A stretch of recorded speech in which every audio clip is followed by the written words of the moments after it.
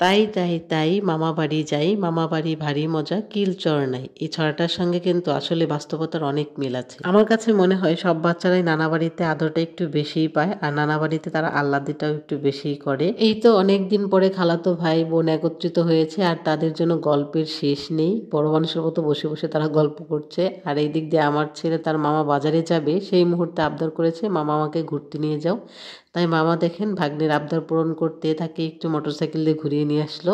এর জন্যই বলে মামা বাড়ি ভারী মজা কিলচর নাই। মামা বাড়িতে যে আবদার করবেন সেটাই পূরণ হয়। আর এদিক দিয়ে তাকরিমের খালাতো ভাই বোন সবাই একসঙ্গে মিলে ঘোরাফেরা করছিল। আমাদের বাচ্চাদের এই ছোটবেলাটা দেখে আমরা খুব মিস করি আমাদের ছোটবেলা। আমাদের ছোটবেলায় আসলে আমরা খুব বেশি একটা মামা বাড়ি যাইনি, তারপরে যতটুকু গিয়েছি ওদের এইটা দেখে আমাদের আরও বেশি হিংসে হয় যে আমরা আসলে এখন বড় হয়ে গিয়েছি, এখন আর মামা বাড়ির আবদার আমাদের নেই।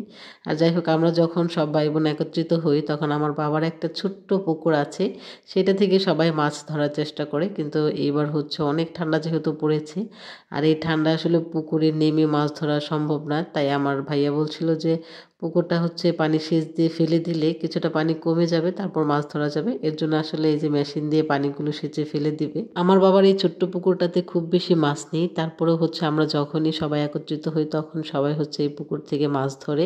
মানে আমরা মেয়েরা না তো, ছেলেরা মাছ ধরে। যাই হোক, আর এবার হচ্ছে সবাই চিন্তা ভাবনা করছিল যে পুকুরটাকে সেচে একদম পানি শুকিয়ে মাছ ধরবে, সেই জন্য মূলত মেশিনটা বসানো। আমরা কিন্তু এই পুকুর থেকে অনেক বড়শি দিয়ে মাছ ধরেছি। আমার কাছে বড়শি দিয়ে মাছ ধরতে খুবই ভালো লাগে। সবসময় বাসায় আসলে দেখা যায় যে বড়শি একটা নিয়ে বসে পড়ি পুকুরের ধারে, বসে বসে মাছ ধরার ট্রাই করি। মাঝে মধ্যে দু একটা মাছ তাড়াতাড়ি ধরতে পারি, আবার কখনো অনেক সময় ধরতে পারি না। যাই হোক, পুকুর থেকে এই পানিগুলো সেচ দিয়ে হচ্ছে আমাদের এক ধানের জমিতে ফেলা হবে। এই যে দেখেন পাইপ দিয়ে হচ্ছে পানিটা নেওয়া হচ্ছে, আর এদিক দিয়ে তাকরিম পাইপ ফোটা হয়েছিল, সেখানে হচ্ছে সে পানি দিয়ে হাত ধুচ্ছিল।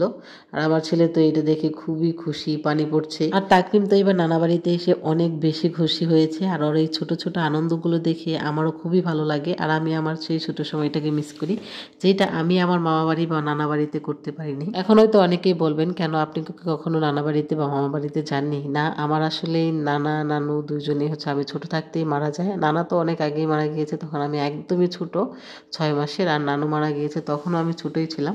এরপরে আসলে আমাদের খুব বেশি একটা নানা বাড়িতে যাওয়া হতো না। তারপরও যতটুকু গিয়েছি নানা বাড়িতে আনন্দ করেছি সেইটাই এখন আসলে মিস করি। যাই হোক, এখানে হচ্ছে সবাই পুকুরে নেমে পড়েছে অলরেডি মাছ ধরার জন্য, কারণ পানি অনেকটাই হচ্ছে কমে এসেছে।